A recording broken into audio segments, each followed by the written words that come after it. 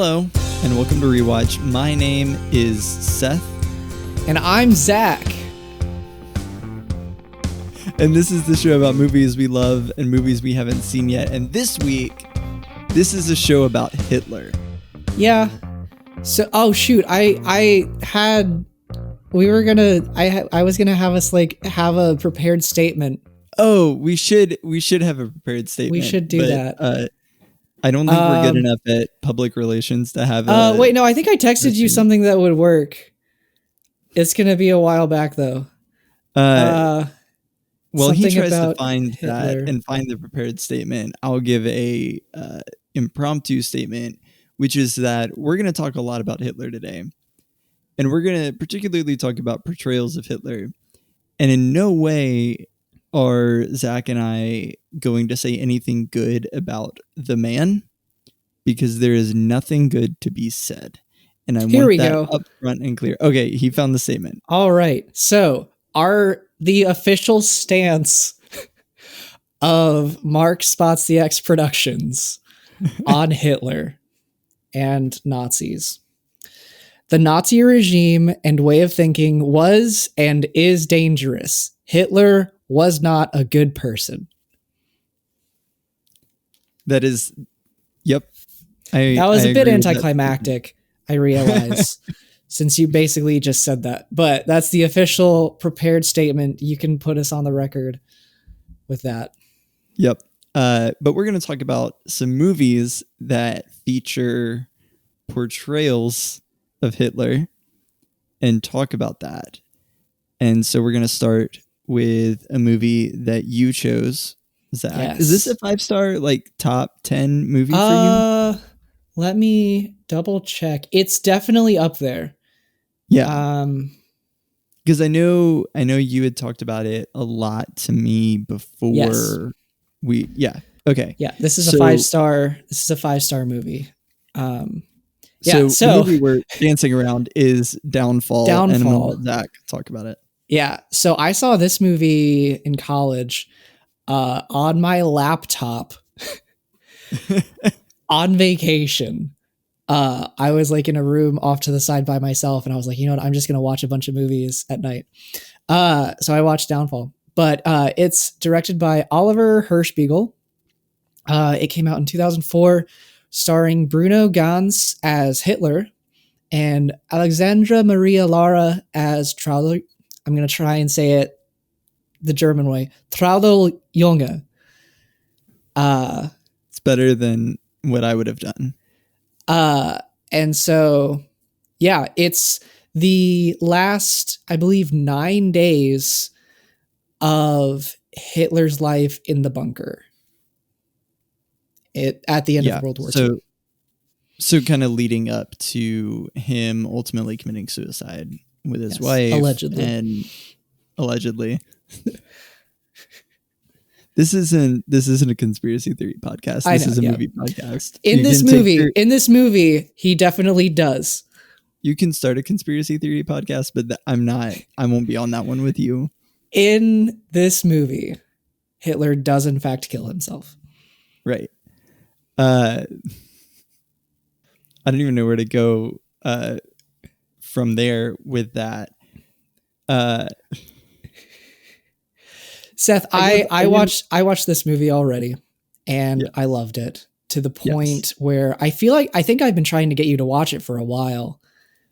I know you definitely mentioned it to me right after you watched it for the first time. Mm-hmm. That was we definitely had a conversation about it, and I know you mentioned it a couple of times. And when we sat down to plan out this season of the show, it was one of the first things that you came up with. That you wanted to do together on the show. Yeah.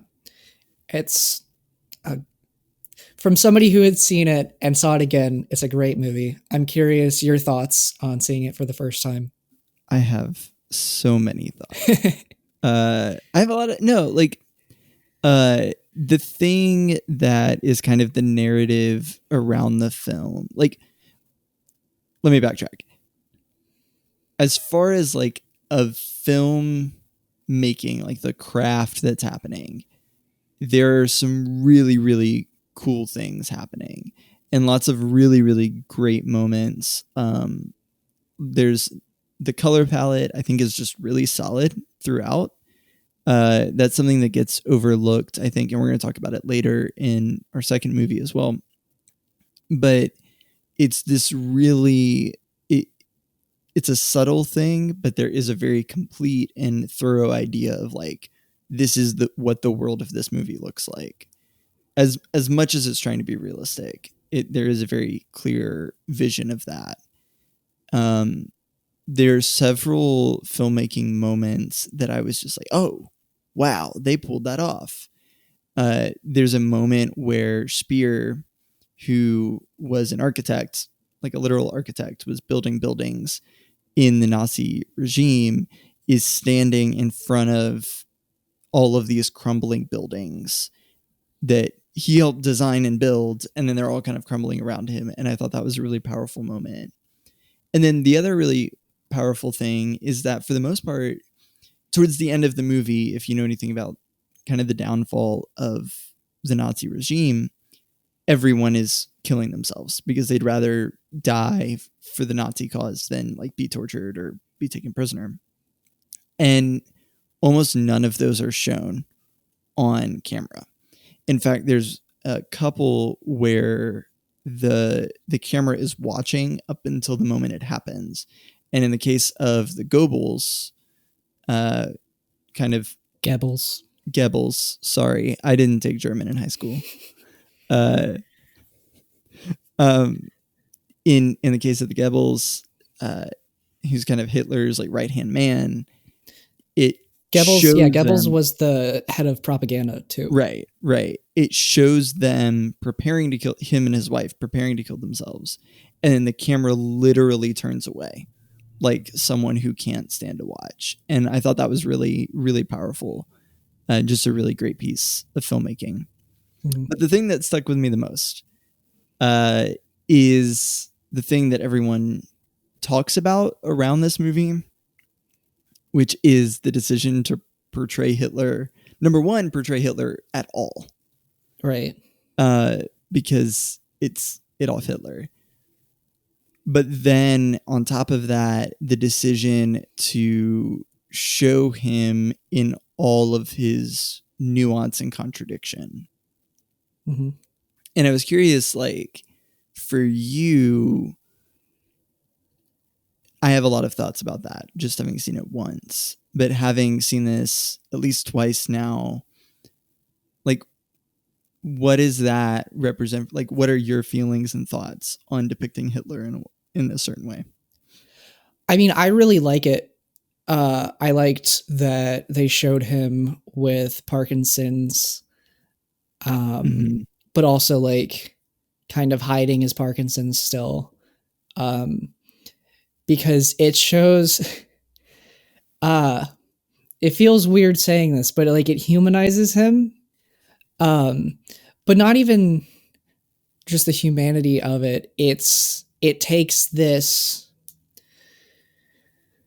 infallible in his own eyes and in the eyes of many of his people person and shows his weakness, right, his imperfections. It shows, it also shows his sensitive side. That's not with the Parkinson's, but like the Parkinson's shows that he's all about purity and perfection, but he himself is dealing with these things, those contradictions, like you said. Right.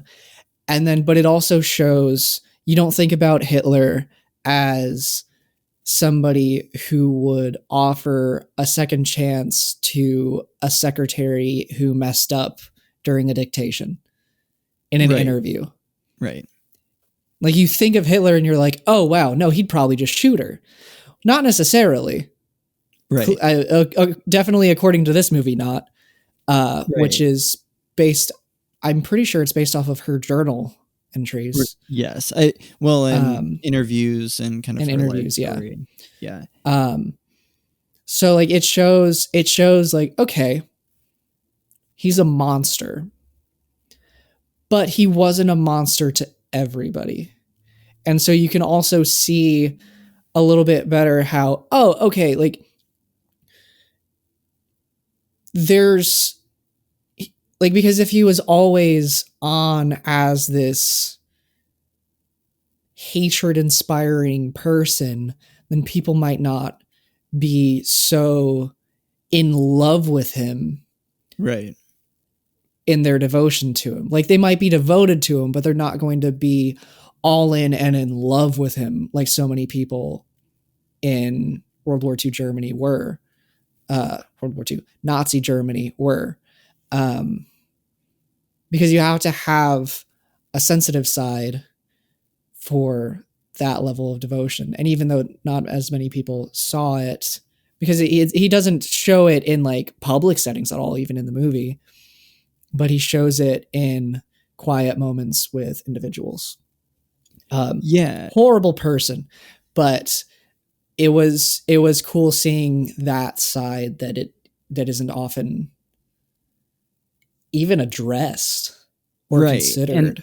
And what I liked about this is that, so a lot of the criticism of this movie is from a lot of people is that it humanizes this man and shows you this charismatic and even kind side of this guy who is a terrible person who did many heinous and horrible things, but it's easy now, as removed as we are from 1930s and 40s Germany and the 1930s and 40s in general, that it's easy to forget that Hitler was incredibly charismatic and like people voted for him. He did not take power so much as he like won power. Mm-hmm. And so what's really good about this movie is that it makes you remember that people, like a lot of people did not join the Nazi Party because they were all in on these ideas, though plenty were. A lot of people joined in because they really liked the leader, because he was charismatic and he was exciting and fresh, and he made them feel like $1,000,000 as he does in this movie. And to me, in quote unquote humanizing Hitler, like that's the most terrifying thing you can do, because what is scary about him is not the ideology. That's not the most terrifying thing. The ideology is terrifying, but the most terrifying thing is that it came wrapped up in this really charismatic and exciting package that lots of people bought into. Yeah, you can have somebody who's really this violent extremist, but if they don't have the ability to bring people along with them, then it's just going to die with them. Right. And I think, at least for me in watching this, it reminded me that the Nazis were not some sort of monolith where everyone thought and acted the exact same. I think it's another thing that's easy to do is to like paint in broad strokes and be like, all of the Nazis believed this. All of the Nazis did this. Everyone was behind Hitler and did this. But what you see in this movie is there's all sorts of intrigue, and there's all sorts of Hitler isn't what he used to be, and who's going to take over, and all of this like vying for power that's going on behind the scenes as people see the desperation and people see what's happening. And that I think was really, really good to see that, because again, like it's good to know that these things are not monoliths, that there are all of these people, and it takes all of these people to make this war machine that destroyed millions and millions and millions of lives. That's my rant on the humanization of Hitler, I guess. Um, was there anything there that like really stuck out to you? Like, I thought in the humanizing of Hitler, yeah, like specifically like on this second time, did you see anything that like did you notice anything new or anything different that really really stuck with you? I specifically noticed the tenderness that he was portrayed Mm-hmm. with, like specifically when Traudel messes up in his dictation and Which is the he, first scene in the movie. I think it's worth mhm, noting. yeah. So they start off with saying he wasn't always violent and like yelling.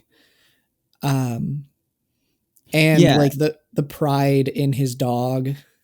And in that scene, what was so great about it was that there's this build up into this scene where you see her and she's entering and they're nervous and you realize what's going to happen, and the guy who's leading them in is like prepping them to be like, okay, he's a busy man, you got to watch out, you got to, be careful, be careful, be careful. And then she goes in, she's like chosen first and sent in, and it's like waiting with bated breath to see like what's gonna happen. Is she gonna be okay? And then you see she messes up, and then it's like, oh, what is gonna happen here? And that was a and that's how the movie starts. So it's like, Mhm. okay, everything you think you know about what we're gonna do is wrong, and we're gonna do something totally different. Yeah. So why don't we shift the conversation back into the stuff that we're actually really good at talking about, Okay. which is the actual movie making of it. Mm-hmm. Because I had another interesting question. Uh, this is a movie, so the way that this movie works is not like a traditional narrative, in the sense that like a lot of movies, there's your hero's journey arc or whatever kind of story arc, however you want to put it. There's typically some sort of an arc, but this is a historical narrative. And so it's almost more like, here's the structure: 9 days in the bunker leading up to Hitler's death. And then like the characters kind of just exist in that, Mm-hmm. in a way, kind of leading toward this inevitable conclusion. But because of that, there's not necessarily a traditional protagonist. But I was curious, if you had to peg somebody as the protagonist, who would you say? So And I noticed this when I was watching it uh, as well, where it's very very scattered. Um, I think this isn't an answer to your question, but I think Traudel is definitely the main character because we're seeing it mm-hmm. from her perspective. Can you talk about your distinction between main character So and my protagonist? distinction between main character and protagonist is the main character is the character from whom the majority of the story is told. Right. It's Lucy in the Chronicles of Narnia, not the Chronicles of Narnia. At least in Lion, the the Witch, Lion, and the the Witch, and the Wardrobe. Wardrobe. There you go. It's I just watched it. It's Leonard in Memento. But then you might say it's It's like, never mind. I'm not going to go there. it's Leonardo DiCaprio in Inception. Like it's, Would but you you can would you say have, it's Leonardo, the main character, as far as like who we're seeing the film through yeah, it's in the person Inception? from whom the Yeah. stories from whom we see the story's perspective. Okay. Yeah. No, from whose perspective we see the story. Yes. Okay. Um, Yeah. So I think that's Throttle because for one, this is largely based off of Right. her memory, her actual memory. Um, Protagonist is the character who experiences the most significant growth. Oftentimes they're the same person, sometimes they're not. In The Lion, the Witch, and the Wardrobe, I like using that as an example because I think to me the protagonist is Edmund, but the main character is Lucy. Um, so I like using that because it does to me have an easily distinguished difference between those. So the main character is a POV character, Mhm. and then a protagonist is someone who undergoes the change of the story. Yeah. Change is better than growth because it can be positive or negative change. Right. And most of the time, a lot of the time, that's the same character. Yes. Like in Inception, it's Leonardo DiCaprio's character. In Memento, it's Leonard. In this, it's really hard to tell because it's so scattered. Well, I think that there's a case for Trottle in the sense that a lot of this movie is about her losing her innocence around what's going on. So one of the things that we learn about Trottle at the end in some documentary footage is that really at 22, when she became Hitler's secretary, she didn't know anything about who Hitler was and what the Nazis were and what they were doing. Like, she didn't know any of that. And she later on says, like, she should have. There's no real excuse for not. But she talks about how really a lot of what happened to her towards the end of the war and after was learning just how terrible the things that she was involved in or somewhat involved in were. So I mean, I think that I think the filmmakers channel a lot of what she underwent after the war into kind of her realizations in the bunker here. Yeah. I still don't quite think she's the protagonist because she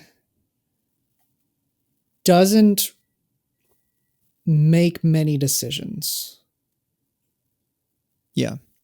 That push the story. Right. I think another hallmark of a protagonist is that they are the character undergoing change, but they are also pushing the story along by their decisions. Yeah. So in this, I think it's Hitler. I think Bruno Ganz's Hitler is the protagonist, even though that would mean the protagonist dies with 20 minutes of the movie left. Yeah, 20 minutes left in the movie. Because he makes the most decisions. Like, they don't help him. They don't necessarily make things worse, but like I think Hitler's the protagonist. Okay. Which again feels weird because it feels like it's ascribing something positive to him, but you can have a bad person who's the protagonist. Right. There are plenty of movies that have a bad person. And it's also worth noting that any sort of applying structure to something after it's written, it ultimately doesn't matter. Right. Because I think I disagree. I think that I would say that Trottle is the protagonist because we end up following her for the last 20-ish minutes of the movie and seeing her come to grips with everything that happened and figuring out what happens next. And so I think that she's like, I think that she is that for sure. Maybe not for sure.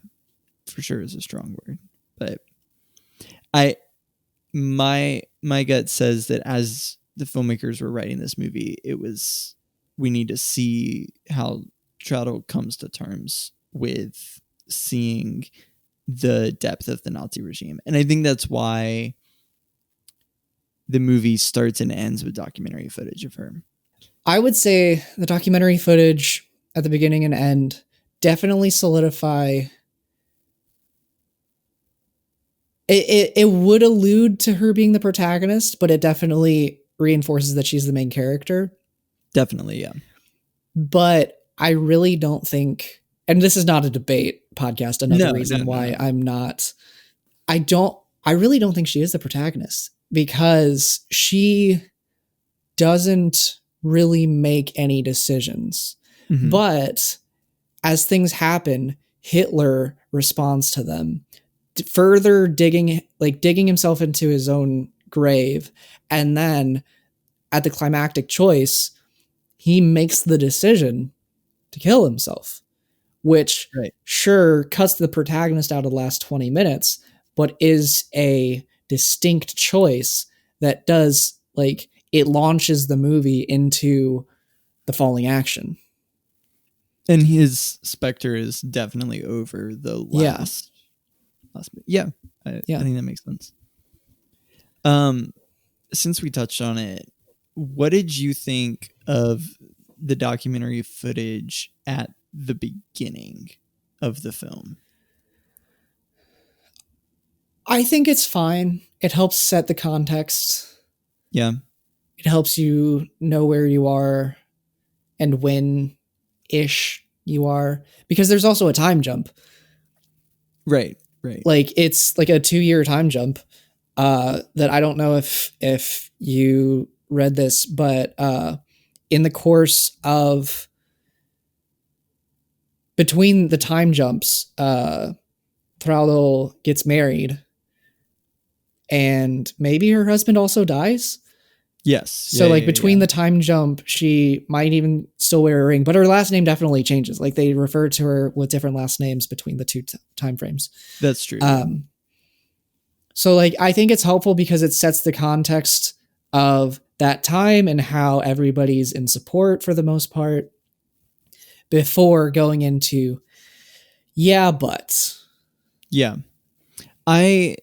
So there's a piece of documentary footage, and then it launches into, like, her in the narrative, like an actress portraying Troutl in her interview for the position of secretary.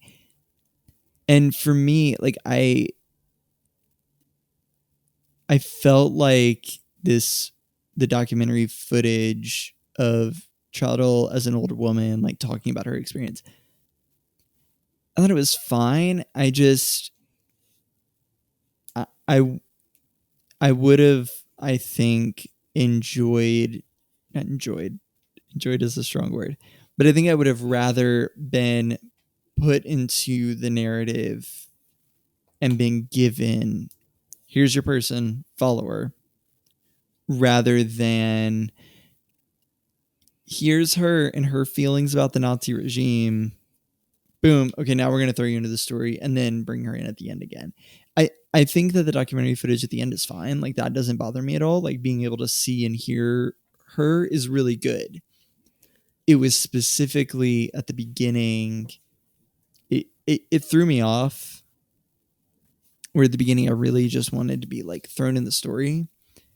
And it was just like, it took me a second to, like, get readjusted and reoriented into the narrative, I felt, after being given this, like, documentary footage. Yeah, I think that's fair. Do you have any kind of closing thoughts, like things that you were thinking about that you really just wanted to say? I think this is again, it's weird saying this about a movie about Hitler, but I think it's a very beautiful movie and a very powerful movie.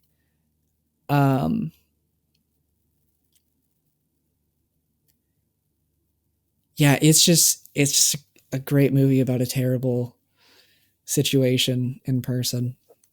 Yeah, I agree with that. Did you think that you would be the first person to pick a foreign language film for this podcast? I mean, we did Parasite last season. Oh, dang it. Never mind. I'm the first one for this season.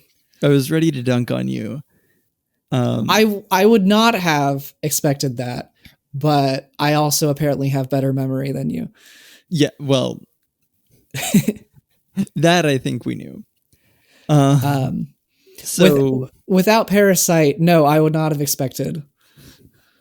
But therefore you weren't the first, and therefore yeah, it doesn't matter.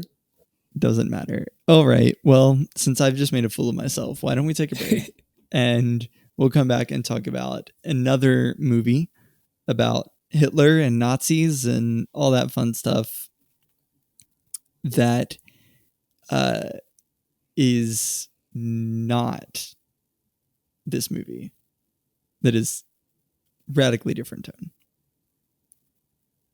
That was a great segue. All right, let's just take a break. Hey, what's up? This is Seth Scruggs, host of Rewatch, that show that you're listening to right now. And if you like this show, there's also a good chance that you would like our YouTube channel.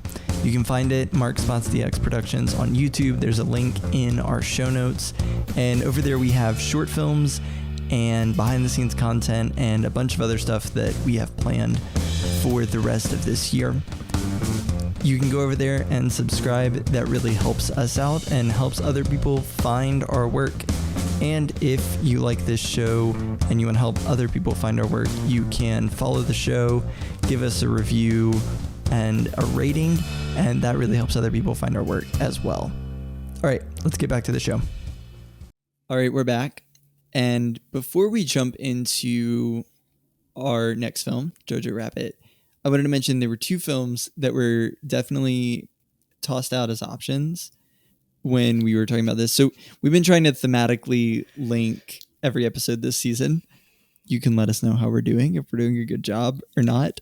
You can tell us what you think. But I think we've been doing a pretty good job. And Zach suggested Downfall, and I recommended two movies, but we'd both seen both of them. But I wanted to give them a little bit of a shout out here while we're talking about this, and that's The Great Dictator with Charlie Chaplin, a phenomenal movie, also about Hitler, and the history of that movie was so great. I wanted to talk about that on the podcast, was the history of The Great Dictator, but alas, we're not doing that. And then Inglourious Bastards, which is Quentin Tarantino's just epic World War II movie. Highly recommend both of those movies. Go see them. I think Zach has a third one. No, that's what he does in Inglourious Bastards. Oh, okay, never mind. So fun. This is really good for the audio people that. Okay, I held up three fingers the wrong way for Germany. Yes. Fun fact: I watched this is very tangential. When I watched The Great Dictator, it was in Intro to Rhetoric. Which, if you've seen the movie, is really funny because there's no rhetoric. No rhetoric. Well, and specifically, this was written rhetoric. This was not even like intro to speech or oration or any of that. I can't remember why we watched it. And this was a college class. That's why you watched it. Yeah. Let's talk about Jojo Rabbit. It is a 2019 film. Great year for film, 2019. And it's written and directed by Taika Waititi. It stars Roman Griffith Davis as Jojo, Thomasin McKenzie as Elsa, Scarlett Johansson as Rosie, and Taika Waititi, a Polynesian Jew, as Hitler. uh, along with Rebel Wilson and Sam Rockwell, and I don't even just tons of other little roles throughout.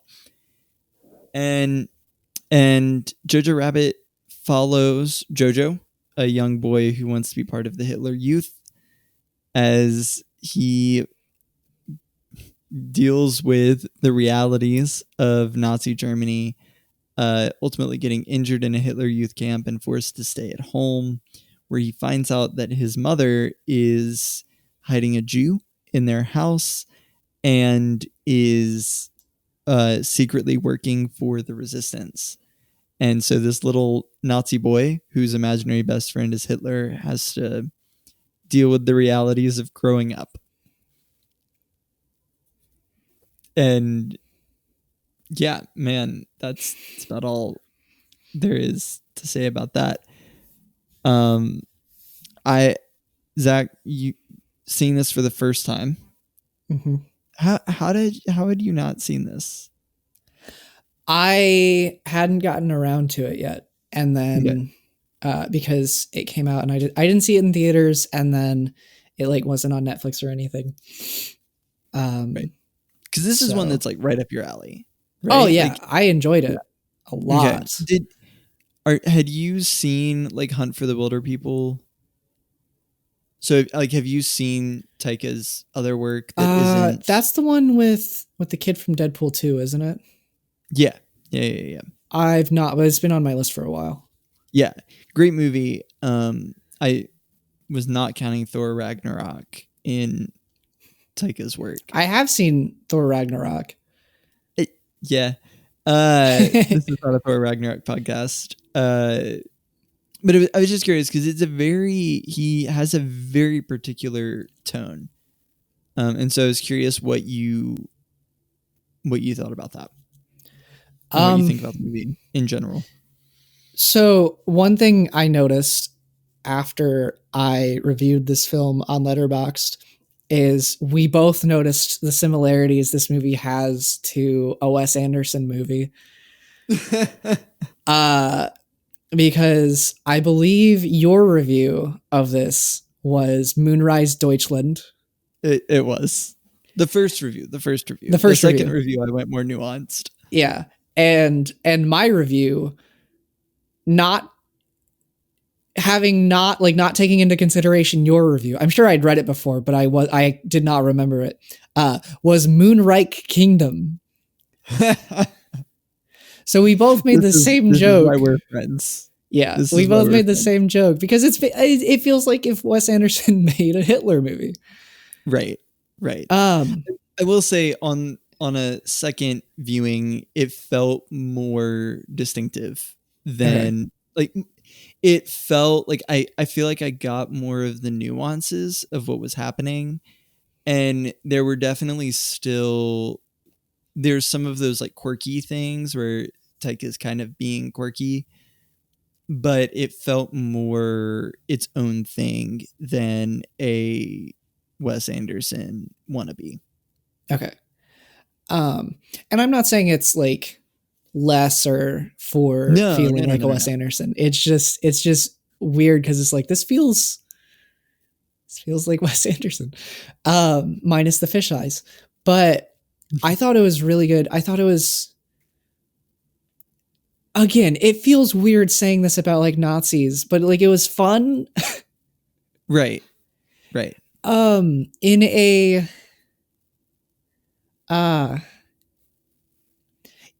almost in an aware way, where like they aren't praising Nazis. I don't know, because everything is very apparently pro-Nazi, even though the entire movie is a giant satire against Nazism and Hitler. Yeah, I thought it was really good because it did carry that balance where even though like this kid loved Hitler and really wanted to do everything for Hitler and wanted to be a Nazi and all that and hated Jews and all that, it shows very frequently why that's not good. Yeah. Like you Well, you see the humanity of everyone, and the uh like the ridiculous side, not the ridiculous side, but like the you see how crazy Nazi ideals were. yeah, I think that like it's a razor's edge that they're walking on, and I think that they nail it. Like I think that they get there where basically they're just like, okay, Nazis were crazy, and the things that they believed were crazy, and the role that and the things that propaganda led people to believe was crazy. And so rather than try to make it realistic and, this realism, and because it could be like, if you go too light, then you've got this like comedy about Germany in World War II, and you ignore all of the horrors that happen. If you go too dark, you just have like this really dour movie about a 10-year-old who's like sad all the time, which has been done. Like, Yeah, so you have to find this Boyhood. like middle ground of being able to say like, man, the Nazis were crazy and everything that they believed was utterly ridiculous. But also those things that they believed really led to some terrible horrors and crimes against humanity. And I think that the fact that we see that Jojo is our protagonist, but also the main character, where he kind of wakes up. Like, obviously, we come into the movie carrying the fact that um, we know that Nazis are terrible people, but we watch him kind of wake up to this fact over the course of the movie. And the fact that, like, by the end of the movie, he's seeing in all of this terrible, in all of its glory, for lack of a better word, the things that like come to pass when the Nazis are in power. And he comes to realize all this. And you're kind of on that journey with him. And so it allows the filmmakers to say, ha ha ha, isn't it ridiculous that like people believed these things about the propaganda and the Jews and whatever. And yeah, it's exaggerated, and yeah, it's a comedy, and like, but they were like, no, they spread propaganda, and isn't that ridiculous? But then also here's what all of that led to. Mhm. And I feel like they nailed it, and it's such a thin line. In more ways than one, if it wasn't made by Taika Waititi, it wouldn't have worked. Yeah. Um, for one, he played Hitler, which a Jewish man playing Hitler is awesome. Um, and it shows he wants, like, he cares about his cast, and that like he's making this movie where Hitler is a character, not real Hitler, it's in Jojo's imagination, but still. And he wasn't going to pass the role of Hitler on to somebody else. And it's worth noting that he does not outact or outperform the movie Right. here either. Like, the role of Hitler, like, it's easy in a lot of the promotion and stuff to be like, because it's Taika Waititi, who was coming off of this massive Marvel film and was kind of a like was in the moment a very like big person in the news, and it's like he's Hitler, and so it's easy for that to become the main thing, but really that's like a smaller part of the movie. than a lot of the other themes that are happening. And it can be really tempting for an actor who's also the director to shine the light on them or to go really big and to not pull themselves back from the brink of whatever they're doing. But Taika does not outperform the movie. He does not make himself too much of a star or too little of a star. He really just allowed, like, he is the perfect piece of the puzzle here. I think my favorite scene, maybe not of the movie, but definitely of Taika in it, is when Jojo's, I think he's reading a letter to Elsa, and the camera pans, and then you see Hitler sitting on the couch, and he's like, "No, go, keep going, keep going, keep going. You got this." Right. And then it pans back, and that's all you see. Like, it's just quick. It's like, no, you've got this. Because it almost felt like a behind the scenes of like you weren't supposed to see Taika, but Taika was just being encouraging to Jojo. Yep. I really liked that scene. It felt very warm. I think that Taika directs young and unexperienced actors really well. I think that, I mean, and that's the case with Hunt for the Wilder People. I mean, I know you haven't seen that, but a young, inexperienced actor at the center of the frame for that entire movie. And then the same here, like Roman Griffith Davis is a young kid, hasn't been in much, and the whole movie rests on him. And I don't want to give that all to Taika. Like, his performance is really, really good, and he does a great job. But I think that's also on Taika to create the environment where this young kid who really doesn't know a lot about, I would assume, the world that he's portraying, and to be able to bring him in and make him feel comfortable enough to give this really great performance and these really tender moments that I think can be overshadowed by the ha ha ha, isn't it funny, Taika Waititi's Hitler of it all. It's really a movie about loss of innocence and joy coming out of sorrow and growing up, just set against this background of World War II. Another thing, since I talked about the color palette of Downfall, I want to talk about the color palette of this movie because it's phenomenal. A lot of movies will lean toward, so, and I think this is where the Wes Anderson comparison comes in a little bit, but I don't think that it's necessarily accurate, where Wes Anderson will like drench his movies in like certain colors. I think this movie very tastefully does something different.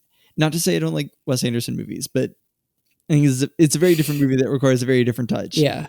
And but rather than go for this kind of hyper realistic thing that they could have gone for, and that would have made sense, and it would have been good, they really go for this really saturated red and green color palette, which is a hard color palette to pull off, because otherwise it just looks like a Christmas tree. But it really works, I think, here, and it just, I think it plays into that theme of innocence and this bright poppy world. Vastly different tone than Downfall, and I think that because of that, because of the color palette, like, it shows from the get-go, like, this is going to be a little bit of a different tone. And yeah, it's a World War II movie, but it's going to be a little bit different, and let me prep you for it jumping into that. I didn't pay attention to the specific color palette. I noticed, I mean, it makes sense based on the era, a lot of also bright tans, Mhm. which sounds weird because it's almost a yellow, but it's not quite.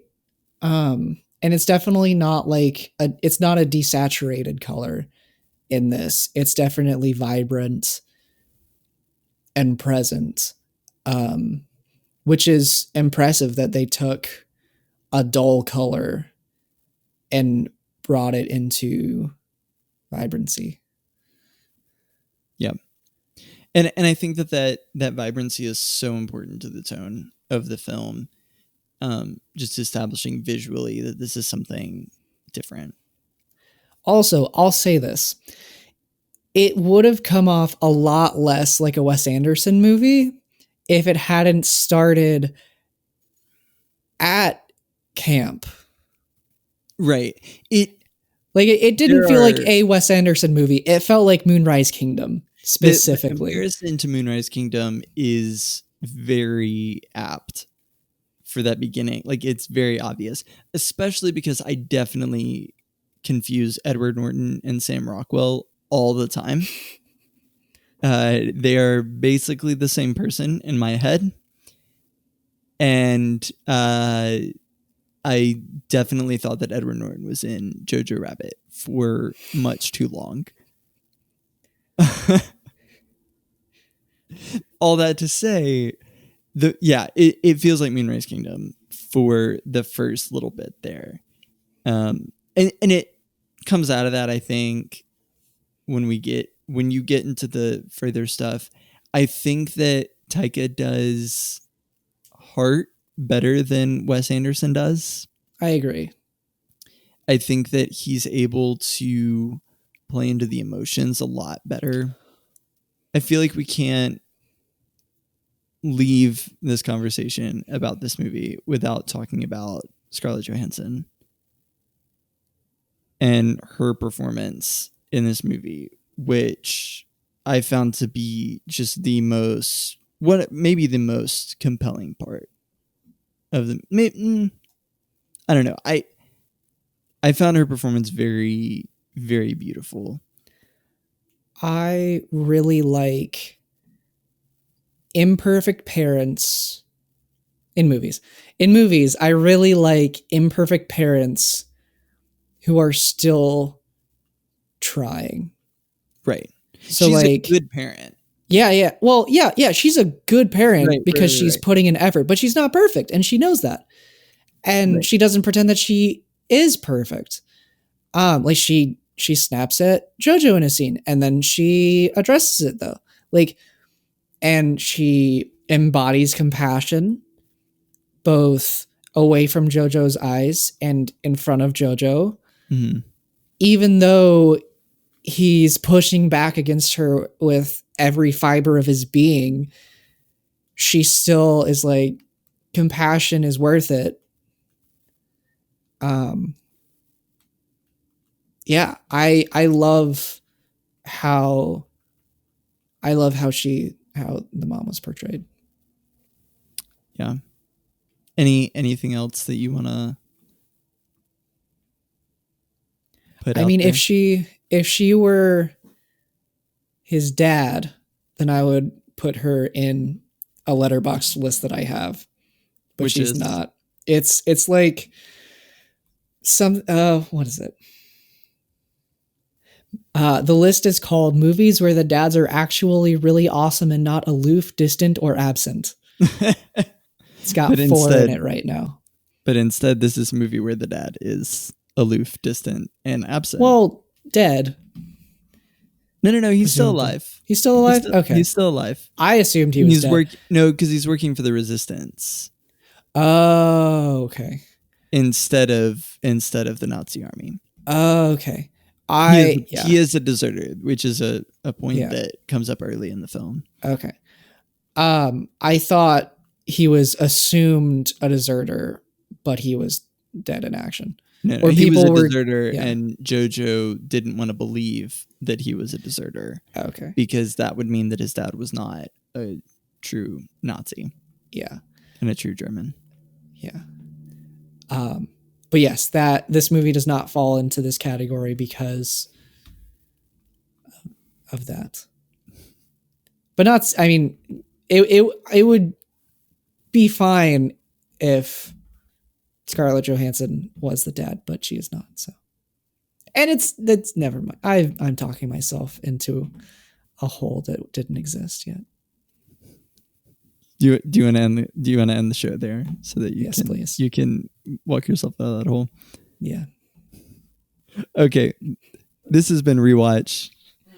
This is the show about movies we love and movies we haven't seen yet. You can find me on the internet, Seth Scruggs, at Seth Scruggs on Instagram and Letterboxd. Zach, people can find you on Instagram at Zachary is Thinking and Letterboxd at Zachary Vaughn. And if you want to watch along with us this season, we have a list on Letterboxd that has all of the movies that we'll be watching. We're doing 12 episodes this season, so there are 24 on there. And you can go see what you've seen, see what you haven't, catch up with us. There will be a link for that in the show notes. Also in the show notes is a link to our YouTube channel. You can go there, you can subscribe. We got all sorts of good stuff coming to there, and make sure you follow and leave a review for the show, because that helps it out. That helps us out, helps people find what we're making. So if you like this, leave us a review, follow us, share it with a friend. All right, Zach. Just a reminder, the Nazi regime and way of thinking was and is dangerous. Hitler was not a good person. And with that, we'll see you next week when we are going to talk about sports. Woo! See you, Zach. See you, Zach.